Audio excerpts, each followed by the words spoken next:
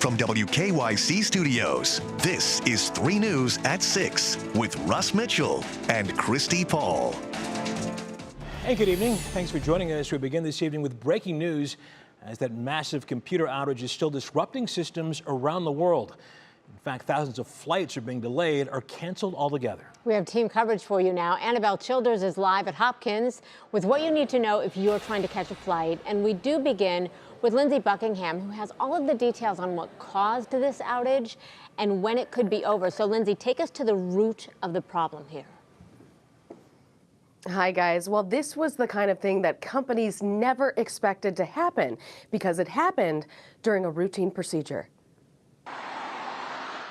It started with a routine software update from cybersecurity company CrowdStrike, but the update was corrupt. And they didn't realize that it was going to create an issue, and it created an issue where all the systems were then locked out. And the trouble was that even though the fix is simple in terms of, oh, we found the error, we found the bug, now all these systems are in lockdown mode.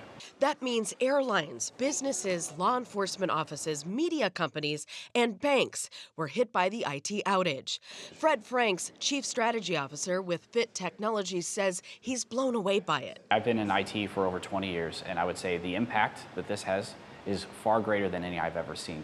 According to Franks, the issue is widespread because so many businesses rely on CrowdStrike for security. So when you go to a cash register and you put in an order, or you order online, that might be a third-party tool. It may not be actually built by that individual. So think grocery stores, think retail of any kind.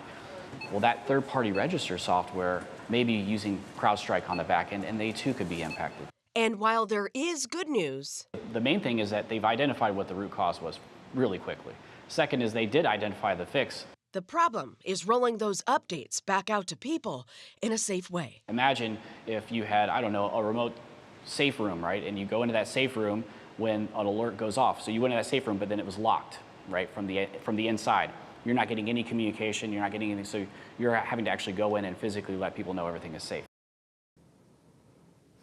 Now, in terms of when everything will be back to normal, Frank says it could take anywhere from days to weeks, depending on what resources your company has to fix it. Russ and Christy? Wow. Okay, Lindsay Buckingham, thank you. So let's think about this worldwide. The outage has rattled travel plans. According to the analytics firm Cirium, about 4,300 flights have been delayed globally. That equates to about 4% of all scheduled flights. Let's take a live look at departures at Akron-Canton Regional Airport. It's a bit of a mixed bag today. Some of the flights still taking off as usual. Now let's take a look at the current arrivals list at Cleveland Hopkins.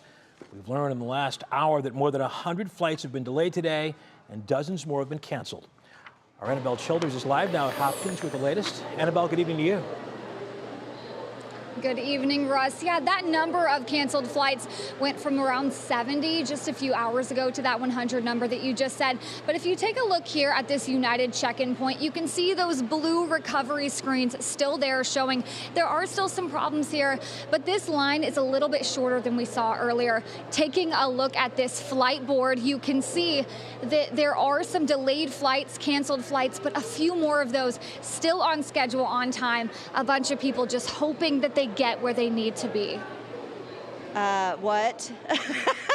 Just our luck? That was Amy Napaver's response when she woke up this morning to the news that Cleveland Hopkins Airport looked like this. Technology down, communication scarce, and long lines of confused travelers. It was chaos. Though it's calmed down now, a few hours into the day, Amy is trying to see what will happen to her travel plans. A little bit of confusion and trying to figure out, because we had like early boarding, all of that stuff's not happening. So we're just trying to figure it out here as we go. We just hope we'll get there on time so we don't miss the connection. Tanya and Maya slightly on edge too. They're hoping their mother-daughter trip to Spain sticks to the schedule. The Microsoft outage grounded thousands of flights nationwide and dozens here. Some major airlines posting on social media they were working on a fix. As the day goes on, travelers tell us they're receiving stronger communication from airlines. Now they're just crossing their fingers. I was just asking her actually, like, has her flight been delayed? And she said, thankfully, so far, nothing. So, knock on wood.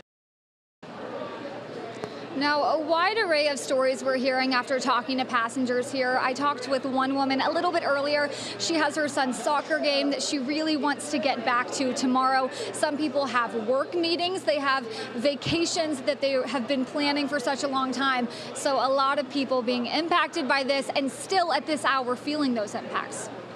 All right, Annabelle Childers, thank you so much for being out there and bringing that to us. I saw people who were saying they were trying to get to a funeral or a wedding, and you just feel for them. Yeah, frustrating for a lot of folks, certainly.